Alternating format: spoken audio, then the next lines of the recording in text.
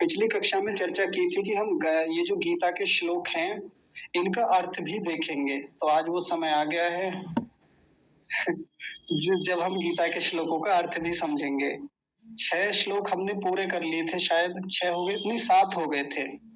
तो आज कुछ श्लोकों के हम अर्थ देखेंगे और यदि समय मिला तो 8वां जो श्लोक है उसका उसका उच्चारण भी हम लोग सीखेंगे। देखिए, पहले छोटी सी भूमिका रख देते हैं। प्रथम अध्याय है अर्जुन विषाद योगः। इस अध्याय का नाम है अर्जुन विषाद योगः। अर्जुन के मन में किसी प्रकार का कोई विषाद है, पीड़ा है मन में, उनके दुख है कुछ चीज को लेके। हालांकि वो बातें सब आगे स्पष्ट हो जाएंगी, विषय का नाम जो है वो सब आगे चलते चलते सब बातें क्लियर हो जाएंगी। तो आप सब लोग जानते ही हैं कि महाभारत में युद्ध के लिए 2 सेनाएं सामने खड़ी हुई हैं, कौरवों की सेना और पांडवों की सेना। तो उसका एक लाइव प्रसारण कहीं चल रहा है। ऐसा कहा जाता है ना, एक लाइव कवरेज हो रहा है। और वो कवरेज कौन कर रहे हैं? वो कर रहे हैं संजय। ये जो संजय नाम के एक व्यक्ति हैं, इनके बारे में ऐसी एक बात कही जाती है कि इनके पास ऐसी कला थी, ऐसी योग्यता थी कि यदि एक स्थान पर बैठे हुए हैं तो ये दूर तक का कवरेज करते थे।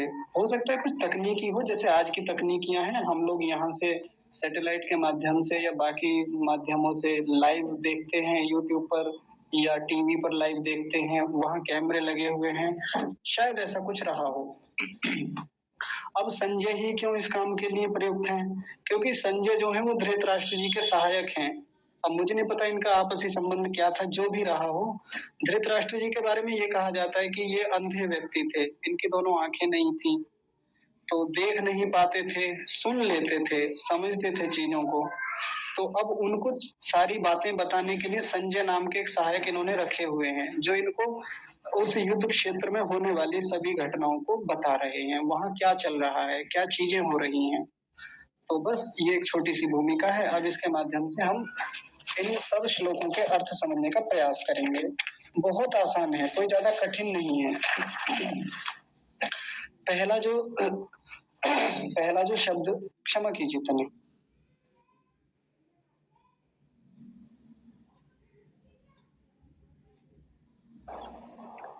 जी, देखिए मैंने जो ये हाईलाइट किया है, ये वाला शब्द, ये क्या है? धृतराष्ट्र उवाच। धृतराष्ट्र वही व्यक्ति हैं। तो वो धृतराष्ट्र नाम के जो एक राजा हैं, एक व्यक्ति हैं, या राजा के पिता कह लीजिए, जो भी कहें, तो उनका उवाच है। उवाच मतलब उनका कथन, वो कुछ कह रहे हैं। तो वो क्या कह रहे हैं? उन्होंने पहली पंक्ति में एक बात कही। किससे कह रहे हैं? संजय से कह रहे हैं। संजय से कुछ कह रहे हैं। क्या कह रहे हैं? कि हे संजय। सबसे अंत में जो शब्द दे रखा है ना, संबोधन है संजय के लिए, कि हे संजय, धर्म क्षेत्र, ये जो धर्म का क्षेत्र है, क्या नाम दिया उसका? कुरुक्षेत्र। कि ये जो कुरुक्षेत्र है, ये धर्म का क्षेत्र है। क्यों है? अभी बात करेंगे उस पर। इसमें समवेता, समवेता का मतलब इकट्ठे हुए, समवेता का मतलब एकत्र हुए, इकट्ठे हुए। युयुत्सवः, युयुत्सवः का मतलब होता है युद्ध के इच्छा से जो लोग इकट्ठे हुए। या इसका एक अर्थ करते हैं युद्धार्थी। युद्ध की इच्छा से इस कुरुक्षेत्र में इकट्ठे हुए मामकाह। मामकाह मतलब मेरे, मामकाह का मतलब होता है मेरे बच्चे। मामकाह से यहाँ सीधा तात्पर्य लिया, यानी मेरी संतानें, मेरे सारे बच्चे जितने भी हैं, जो उनके 100 पुत्र कहे जाते थे या जो भी थे वो सब। और पांडवाश्च, पांडवाश्च मतलब वो 5 पांडव जो हैं, पांडु पुत्र जो हैं। च एव, च का मतलब वो और आगे ना, एव माने ही, किम माने क्या, कुर्वता माने करने लगे, क्या करने लगे। एक बार में पूरी पंक्ति का अर्थ देख लीजिए। हे संजय, इस धर्म क्षेत्र जो कुरुक्षेत्र का मैदान है, इसमें जो युयुत्सव, युद्ध की इच्छा से, युद्ध की इच्छा लेकर जो युद्धार्थी आए हैं, वो समवेता इकट्ठे होकर, मामकाह यानी मेरे वाले जो हैं, और पांडवा माने पांडव के जो पुत्र हैं, मेरे पुत्र सारे और पांडव के पुत्र, वो किम माने क्या, कुर्वत माने कर रहे हैं या करने लगे। वो क्या कर रहे हैं उनका एक बार बताइए तो, मामला क्या चल रहा है उधर? जो युद्ध के लिए सारी चीजें तैयार हो गई हैं, सब सेनाएं आगे खड़ी हो गई हैं, तो इतना तो मैं जानता हूँ कि वो सब लोग इकट्ठे हो गए हैं, पर आगे का बताइए कि वो क्या करने लगे। तो देखिए संजय जी कुछ कह रहे हैं। संजय उवाच, संजय का वचन है। संजय का कुछ उद्बोधन है अब किसके लिए? ये उद्बोधन है अब इनके धृतराष्ट्र के लिए, उनको कुछ समझा रहे हैं, बता रहे हैं। क्या कह रहे हैं? तदा तू, एक तदा शब्द आया यहाँ अंत में। तदा माने तो, नहीं क्षमा कीजिए, तदा माने तब, तू माने तो। तब तो राजा, एक राजा शब्द है, इस राजा शब्द को दुर्योधन के साथ जोड़ेंगे क्योंकि दुर्योधन उस समय राजा हैं।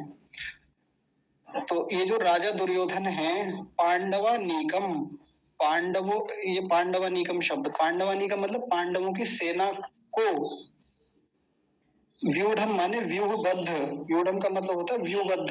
अब व्यूहबद्ध का मतलब समझ लीजिए पहले। व्यूहबद्ध का मतलब है कि उस समय की जो सेनाओं की स्थितियां होती थी या युद्ध के लिए जब तैयारियां होती तो वो तैयारियां होती थी तो व्यूह बनाए जाते थे। व्यूह मतलब कुछ ऐसी सैनिकों की संरचनाएं तैयार की जाती थी कि आपको यहाँ खड़ा होना है, आपको यहाँ खड़ा होना है, आपको ये 10 सैनिक यहाँ खड़े होंगे, 10 सैनिक यहाँ खड़े होंगे। तो वो जो एक पूरी निश्चित संरचना है, एक पूरा चक्र तैयार किया हुआ है सामने शत्रु के लिए, उसको व्यूह बोलते थे। तो फिर से समझिए क्या कह रहे हैं कि तदा माने तब, तू माने तो, राजा माने राजा, दुर्योधन माने दुर्योधन। ये जो तब तो राजा दुर्योधन ने पांडवानीकम, पांडवों की सेना को, ये पांडवानीकम का पूरा पूरे का अर्थ आएगा पांडवों की सेना को, व्यूढ़म माने व्यूहबद्ध, यानी व्यूह की संरचना करते हुए, दृष्टवा माने देखा। तो दुर्योधन ने पांडवों की सेना को व्यूहबद्ध देखा। तो आगे देखिए, अब आगे क्या हुआ? अब उसने क्या किया? आचार्य मुपसंगम्य, आचार्य मतलब आचार्य कौन से?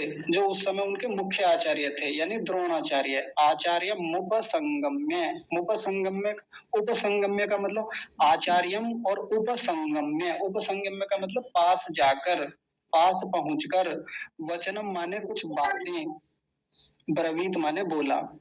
तो वो जो था जिसने जिस दुर्योधन ने पांडवों की सेना को अपने सामने व्यूहबद्ध देखा, उसने आचार्य के सामने यानी गुरु द्रोण के सामने जाके कुछ वचन बोले या वो बोला, ऐसा कहेंगे।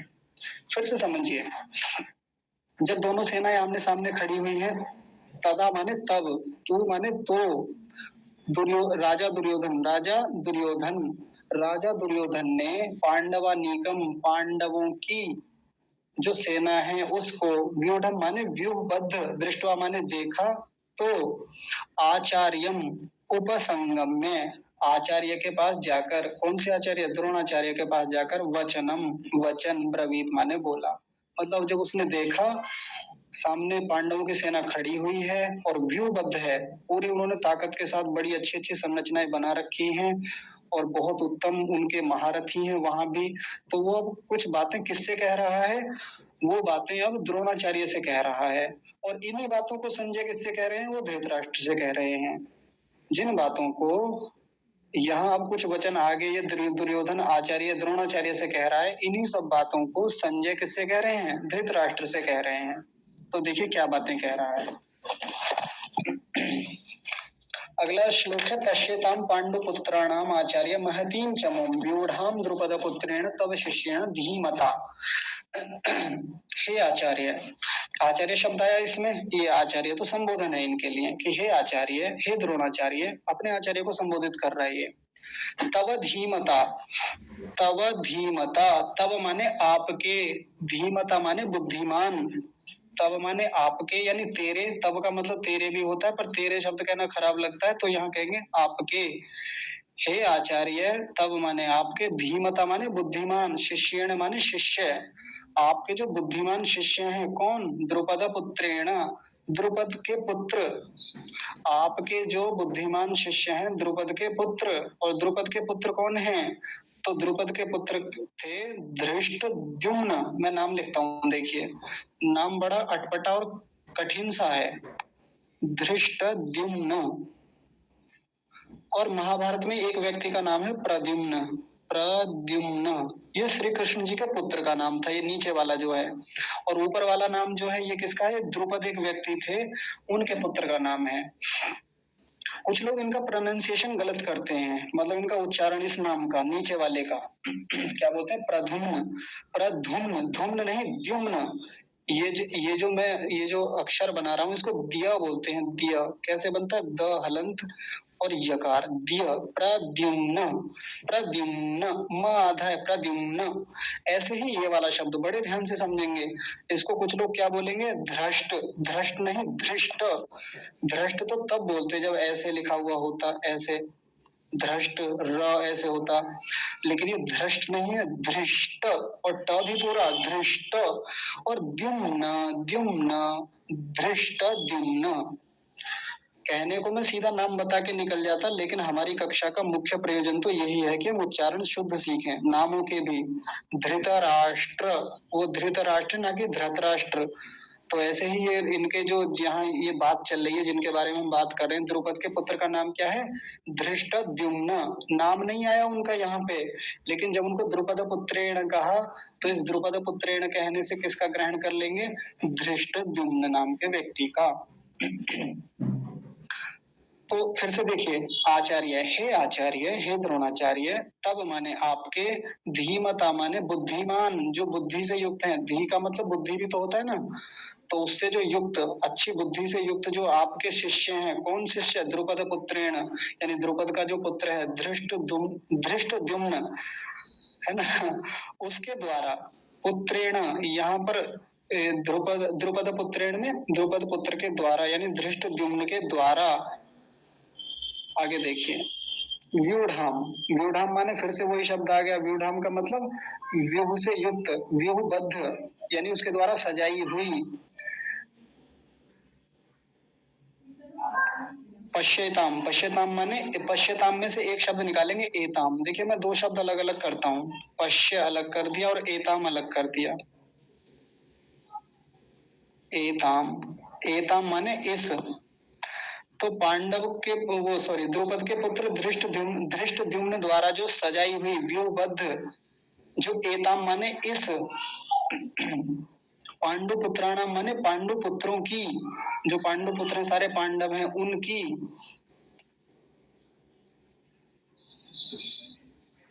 उनकी महती माने बहुत बड़ी। महती शब्द आपने सुना होगा, महती का मतलब होता है बहुत बड़ी, महान। चमू माने सेना, उस सेना को। पश्य माने देखिए। देखिए एक बार फिर से सभी शब्दों का संगतिकरण लगाएंगे, कैसे बनेगा वाक्य पूरा। देखिए वाक्य ध्यान से सुनेंगे। हे आचार्य, ये रहा, हे आचार्य, तव धीमता, तव धीमता मतलब आपके शिष्य, क्षमा कीजिए, आपके बुद्धिमान, शिष्य माने शिष्य, आपके बुद्धिमान शिष्य ने। कौन से शिष्य ने? जो द्रुपद का पुत्र है धृष्टद्युम्न, उस धृष्टद्युम्न ने या उसके द्वारा, व्यूढ़ माने व्यूहबद्ध, अच्छी प्रकार से सजाई हुई, पांडु पुत्र, एताम, एताम माने इस, पांडु पुत्राणाम माने पांडु पुत्रों की, महती माने विशाल बड़ी, चमू माने सेना, उस सेना को, चमू माने सेना को, पश्य माने देखिए।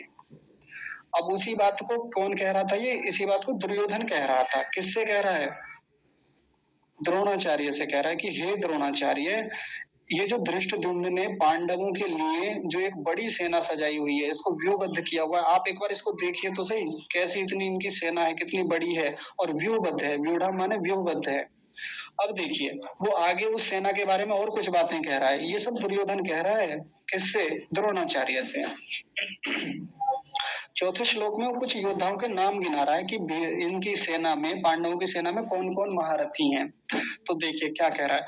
अत्र शूरा महेश्वासा भीमार्जुन समायुधि युयुधानो विराटश्च द्रुपदश्च महारथः।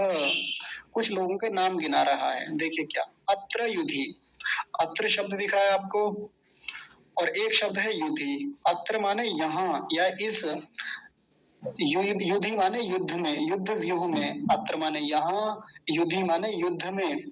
कौन कौन है? एक तो भीम है, यहाँ से ले लीजिए भीम, और कौन है? अर्जुन। भीम अर्जुन, समा माने समान, भीम और अर्जुन के समान।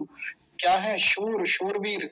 हमने अभी दिन की कक्षा में, जो दोपहर में कक्षा होती है, उसमें एक शब्द पढ़ा था शूरः, और शूरः का मतलब क्या होता है? निर्भीक, निर्भयी, निर्भय। तो शूर का तात्पर्य होता है निर्भीक। और महेशवासा का तात्पर्य है महाधनुर्धर, जो बहुत कुशल हैं। धनुर्धन यानी कि गदा चलाने की विद्या में, भाला चलाने की विद्या में, या धनुष धनुष भाला इत्यादि चलाने की विद्या में जो कुशल है उसको महेश्वासा कहते हैं। तो अत्र माने यहाँ, युद्धि माने युद्ध में, भीम और अर्जुन के समा माने समान शूरवीर हैं, और क्या क्या है, महेश्वासा महान धनुर्धर खड़े हुए हैं, उपस्थित हैं। ऐसा पहली पंक्ति का अर्थ हुआ। आसान है ना अब तो ये, वो गिना रहा है, बता रहा है, जबकि जानते हैं वो भी, लेकिन फिर भी बता रहा है। आगे देखिए, आगे दूसरी पंक्ति में क्या कह रहे हैं। एक शब्द है युयुधानो। युयुधानो यानी युयुधान है। युयुधान का मतलब एक व्यक्ति का नाम है युयुधान। आपके लिए शायद ये नया नाम होगा। ठीक है जी, युयुधान नाम के एक व्यक्ति हैं। और आगे देखिए विराटश्च, च शब्द लगाया, च का मतलब और कौन है, दूसरे विराट हैं। विराट कोहली मत समझ लेना, ठीक है, विराट नाम के एक व्यक्ति थे। और दूसरे कौन है, च द्रुपद, द्रुपदः, द्रुपदश्च द्रुपदः च, और कौन है, और द्रुपद है। और वो द्रुपद कैसे है, महारथी। ये जो है युयुधान नाम के एक व्यक्ति हैं, विराट नाम के एक व्यक्ति हैं, और द्रुपद नाम के महारथी व्यक्ति हैं। तो यहाँ कितने लोगों के नाम गिनाए, भीम है, अर्जुन है, उनके समान। जब उनके समान कह दिया तो फिर बहुत सारे शूरवीर और महारथी आ गए उसमें। साथ में और भी नाम गिनवाए कि युयुधान है, विराट है, और द्रुपद जैसे महारथी भी हैं इस युद्ध में। आसान है ना, 4 श्लोक हो गए, कोई उतना कठिन अर्थ नहीं है इनका, बड़े आसान है। फिर भी यदि आवश्यक लगा तो मैं इनके अर्थों को लिखकर समूह में भेज दूंगा, ताकि आप आसानी से कर सकें। संस्कृत में भी इनका अर्थ उपलब्ध होता है, वो बड़ा आसान है। अगला देख ले, 5वां भी श्लोक, 5वां और देख लीजिए। मैं 5वां ले आता हूँ।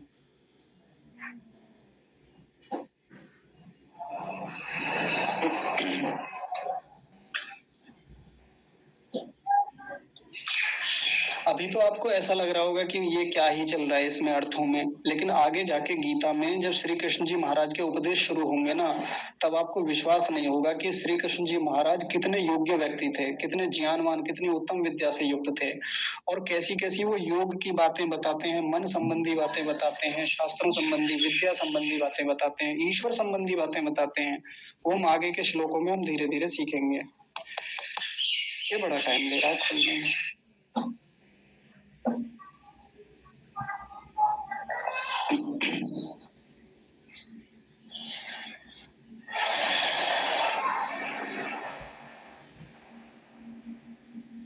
बस थोड़ी सी प्रतीक्षा कीजिए, मैं एक बार इसको हटा के फिर से जो लेके आता हूँ।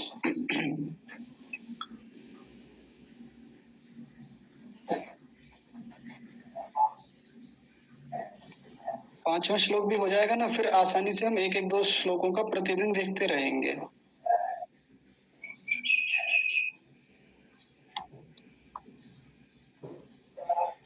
जी, माता जी कुछ कह रहे हैं, उषा मलिक माता जी, तब तक आप बता दीजिए, मैं लेके आता हूँ। हाँ आर्य बेटा। जी माता जी बोलिए ना। मैं तो पहली बार आपकी कक्षा में आई हूँ और गीता पढ़ रहे हैं तो मुझे बड़ा अच्छा लगा। हाँ। लेकिन ये बताइए कि युद्ध चला 18 दिन। हाँ जी। और इसे 700 श्लोक की गीता में कितना समय लगा होगा, तो फिर युद्ध कब हुआ? ये दोनों बातें मुझे मेल नहीं खाती मेरे दिमाग से। जी, अभी बात करेंगे इस बारे में भी माता जी। देखिए ये विषय भी आएगा अभी, पहले अभी इन श्लोकों का अर्थ देख लें, बात करेंगे बिल्कुल इस बारे में। देखिए, अब उस सेना के बारे में और भी बातें आगे कह रहे हैं। ये कौन कह रहे हैं, दुर्योधन। किससे कह रहे हैं, द्रोणाचार्य से। अगला श्लोक है धृष्ट केतुश्चेकितानः। इनके हम उच्चारण देख चुके हैं पिछली कक्षाओं में। धृष्ट केतुश्चेकितानः काशीराजश्च वीर्यवान पुरोजित कुंती भोजश्च शैव्यश्च नरपुंगवः। ये ऐसा श्लोक है। तो देखिए कुछ लोगों के नाम गिनाए जा रहे हैं यहाँ पर। तो सबसे पहला नाम क्या गिनाया, धृष्ट केतु। धृष्ट केतु नाम गिनाया पहला। अब देखिए हमारे लिए एक नई जानकारी है, तथ्यात्मक जानकारी है, क्योंकि इन लोगों के नाम हमने महाभारत में आज से पहले कभी सुने नहीं होंगे। है ना। तो धृष्ट केतु है किसकी सेना में? पांडवों की सेना में। दूसरे कौन है? च शब्द आया, धृष्ट केतु हो, विसर्ग लगा देंगे और च और लगा देंगे, धृष्ट केतु हो जमा च, नहीं क्षमा कीजिए, च नहीं लगेगा यहाँ पर, चेकितान है, वो पूरे व्यक्ति का ही नाम है क्योंकि च दो नहीं है, चेकितान, हाँ ये दूसरे व्यक्ति का नाम है, ये भी आपके लिए नया नाम है। पहले व्यक्ति का नाम क्या है पांडवों की सेना में, और कौन है? धृष्ट केतु। दूसरे कौन है? चेकितान। और आगे देखिए, काशी राजश्च, एक काशी राज हैं। अब पता नहीं नाम उनका क्या रहा होगा, या तो नाम ही काशी राज हो या काशी के राजा हो वो। तो एक व्यक्ति ये हो गए, च शब्द लगाया यहाँ पे, च माने और वीर्यवान, ये वीर्यवान किसी का नाम नहीं है, ये वीर्यवान शब्द इन्हीं के लिए लगाया, इन सब लोगों के लिए। वीर्यवान का मतलब होता है जो वीर होता है, जो बहुत बलशाली होता है, जो सामर्थ्यवान होता है, जो वीर्य से युक्त होता है, वीर्य माने सामर्थ्य होता है। तो ये जो तीनों लोगों के नाम बताए, धृष्टकेतु, चेकितान और काशीराज, ये तीनों लोग कैसे हैं? ये वीर्यवान हैं, साधारण लोग नहीं है, ये बहुत बहुत बलशाली और सामर्थ्यवान व्यक्ति हैं। आगे देखिए, पुरोजित, अगला नाम है पुरोजित, आपको साफ साफ दिख रहा होगा पुरोजित। अगले व्यक्ति हैं वहां जो खड़े हुए हैं, उनका नाम है पुरोजित। आगे देखिए, कुंती भोजश्च, च को अलग कर लीजिए, च का मतलब और आ जाएगा, और कुंती भोजः, अगले व्यक्ति का नाम क्या है? कुंती भोजः, यानी कुंती भोज नाम के एक व्यक्ति हैं। नरपुंगवः, आगे एक नाम है नरपुंगवः, देखिए नरपुंगवः का मतलब क्या है? ये भी नरपुंगव ऐसा समझिए, वैसे तो सीधा सीधा नाम तो नहीं है किसी का, लेकिन नरपुंगव एक प्रकार से जो नरों में श्रेष्ठ हो, नर माने मनुष्यों में, और पुंगव का मतलब जो उनमें उत्तम है, श्रेष्ठ है, ऐसा कुछ किया जाता है इसका अर्थ। सीधे सीधे इसका तो अर्थ कहीं नहीं मिलता कि नर पुंगव का तात्पर्य क्या है, लेकिन ये जैसे वीर्यवान लगाया था ना यहाँ पे, इन सब के लिए एक विशेषण था कि ये सब लोग कैसे हैं? तो वीर्यवान हैं। और ये सब लोग जो हैं, ये नीचे जो तीन नाम गिनाए, एक तो पुरोजित, एक कुंती भोज और एक ये, इसको और देख लीजिए पहले, शैव्यश्च, इसको शैव्य भी कह सकते हैं, या इसके लिए एक नाम हो रहा था शिवी नरेश, शिवी नरेश। तो तीन व्यक्ति ऊपर, आगे धृष्टकेतु, चेकितान, काशीराज, और उनके लिए एक विशेषण दिया कि ये वीर्यवान है, ये महान सामर्थ्यवान लोग हैं। और ऐसे तीन नाम नीचे दिए, पुरोजित, कुंती भोज और शिवी नरेश, यानी शैव्य नाम के जो व्यक्ति हैं। ये कैसे हैं? ये नरपुंगव हैं, नरों में श्रेष्ठ हैं, यानी कि इनकी भी सामर्थ्य बहुत अच्छी है, बहुत ऊंचे व्यक्ति हैं ये भी। तो कोई उतनी बड़ी गहरी बातें इन श्लोकों में नहीं आई अभी तक कि जी कोई ऐसी अटपटी बातें हो, कठिन बातें हो, आसान चीजें हैं, इनको समझना आसान है। अगली कक्षाओं में हम बाकी श्लोकों के भी अर्थों को देखेंगे और अगले श्लोकों के उच्चारण को भी समझेंगे। तो यदि आपकी इच्छा हो और आपका आदेश हो तो फिर अगला जो 8वां श्लोक है उसका जल्दी जल्दी उच्चारण देख लें। जी मेरा एक निवेदन था आचार्य जी, नमस्ते। आचार्य जी आज पूरा टाइम हो गया जी, बहुत देर हो गई। अच्छा जी, चलिए ठीक है जी। माता जी कुछ कह रही थी, एक बार उनका सुन। हाँ जी, मैं ये कह रही थी कि आज मैंने आपकी पूरी क्लास मेरे पतिदेव को भी ज्वाइन करवाई है, तो आप एक कोई से भी श्लोक का उच्चारण करिए ना, प्रवाह में इनको सुनाना चाहती हूँ मैं। अच्छा जी, चलिए कर देते हैं। तो मैं आपके सामने ले आता हूँ पहले एक श्लोक बढ़िया सा। ये वाला नहीं, ये रुकिए, इसको तो सिखाएंगे।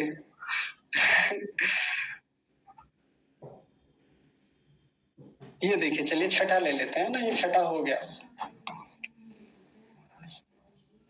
सबसे पहले जब भी किसी श्लोक की हम शुरुआत करते थे तो हम परमात्मा के नाम से करते थे, वहीं से शुरू करते हैं। वो केस डायरेक्ट होता है। अगर तुम नॉर्मली तो मुझे मेरा आके डालना सही रहेगा, नहीं तू डालना सही रहेगा, कोई दिक्कत नहीं है। आईसी कौन डलवा रहे हैं? हमारे डाल सकते नाम से डालो, जैसे मैंने डाल दी है, डाल दी, मैं तो कुछ नहीं कर सकता, फिर तुम डाल लो, फिर हाँ मैं तो कुछ नहीं कर सकता, डालो उसका वजह। मैं राहुल जी हैं, तो इनसे गलती हो गई कि माइक अनम्यूट हो गया, कोई बात नहीं। देखिए सुनिए ध्यान से। ओम श्री परमात्मने नमः। युधा मन्युश्च विक्रांत उत्तमौजाश्च वीर्यवान् सौभद्रो द्रौपदीयाश्च सर्व एव महारथाः। ये श्लोक का उच्चारण है। ये तो था ऊंचे स्वर में, एक बार थोड़ा नीचे स्वर में देख लीजिए। ओम श्री परमात्मने नमः।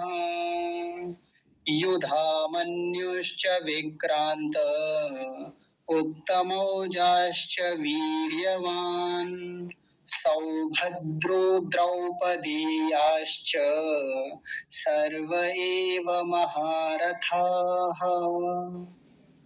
जी ठीक है माता जी। सर बहुत बहुत धन्यवाद। हाँ जी, आपकी वाणी बड़ी मधुर लगती है मुझे, इसलिए मैंने आपसे निवेदन किया था। जी जी जी धन्यवाद।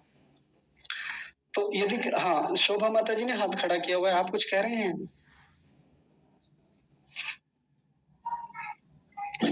हाँ जी। जी माता जी कहिए ना।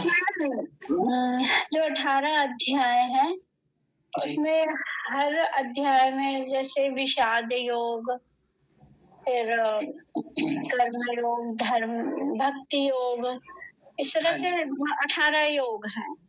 हाँ जी, तो योग का यहाँ पे क्या अर्थ लिया गया है? योग दर्शन में योग का अर्थ तो समाधि बताया है, यहाँ पे क्या लें? ऐसे सीधा सीधा तो देखने में नहीं आया इस योग का सीधा अर्थ, और वो तो बिल्कुल नहीं ले सकते। जो योग दर्शन में योग शब्द का तात्पर्य समाधि से आया है, वो तो बिल्कुल नहीं लेंगे। वो तो नहीं है। फिर